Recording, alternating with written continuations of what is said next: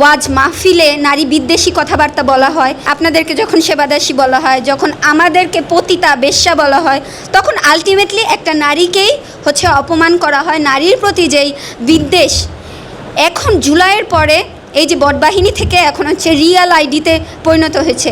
স্বরাষ্ট্রমন্ত্রী আমাদেরকে আখ্যা দিয়েছেন যে এই দেশে কোনো মব চলবে না, কিন্তু এরপরেও নারীর বিরুদ্ধে মব হচ্ছে। ওয়াজ মাহফিলে নারী বিদ্বেষী কথাবার্তা বলা হয়, বিশেষ করে সংসদে নারী বিদ্বেষী কথাবার্তা বলা হয়। আমি দেখি খুবই বিশেষ করে রুমিন ফারহানা ছাড়া কেউই কোনো এই বিষয়ে কথা বলতে চায় না, যেন এই বিষয়ে কথা বললে তার পপুলারিটি লুজ করতে পারে। আমি কিন্তু মোনামি ম্যামের হয়ে যাওয়া, তারপর মাহমুদা আপুর উপরে যা হয়েছে সেটার প্রতিবাদ জানিয়েছি, জেবিন আপুর উপরে যা হয়েছে সেটার প্রতিবাদ জানিয়েছি। কিন্তু আপনারা যখন সিলেক্টিভ প্রতিবাদটা জানান না, তখন মনে হয় যে আচ্ছা আলটিমেটলি আপনারা কাদের রাজনীতি করছেন, সেটা বিষয়।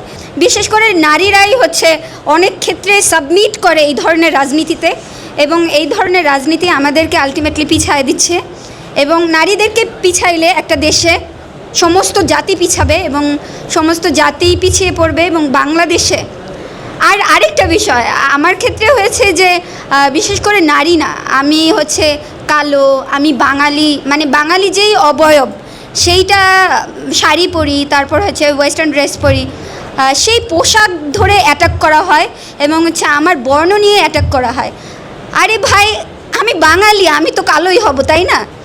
এই যে ব্রিটিশরা যেই ঔপনিবেশিক চিন্তা আমাদের ভিতরে, বর্ণবাদী চিন্তা আমাদের ভিতরে বীজ বপন করে দিয়েছে, আপনারা নাকি ঔপনিবেশিক শাসনের বিরোধিতা করে আপনারা নাকি কি ভারতীয় আধিপত্যবাদের বিরুদ্ধে লড়াই করছেন। আমি তো দেখি না কই এটার বিরুদ্ধে আপনারা কথা বলছেন, যে বর্ণবাদের বিরুদ্ধে কোনো সময় কথা বলছেন। তো আলটিমেটলি আমার মনে হয় যে this is very fake of you. And আমি মনে করি যে আপনাদের এই আইরনিক্যাল মূলত, কারণ আপনারা বিশেষ করে বেশিরভাগ একপাক্ষিক আলোচনা হচ্ছে এবং একপাক্ষিক প্যানেল দাঁড়িয়ে গিয়েছে। এবং আমি মনে করি যে আপনারা যখন অনেক বেশি নিরপেক্ষ রাজনীতি করতে যাবেন, ডাকসু যখন নিরপেক্ষভাবে রাজনীতি করতে চাইবে, তখন সে আরও মানুষকে ধারণ করতে হবে, আরও শিক্ষার্থীদের ধারণ করতে হবে।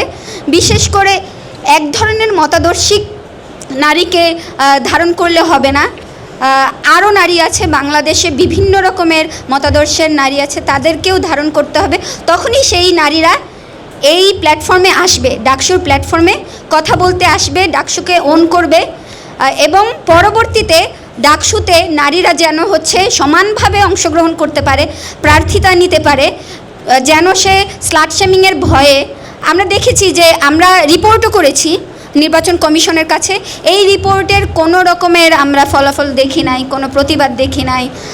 ভিপিজিএস, তারপর আমাদের নারী প্রার্থীরা আছেন, কোনো রকমের এর বিরুদ্ধে কোনো রকমের স্টেপ নেয় নাই, এবং সেটা নিয়ে তারা কথা বলতে আগ্রহীও না। এবং ব্যক্তিগতভাবে ভালো আছি,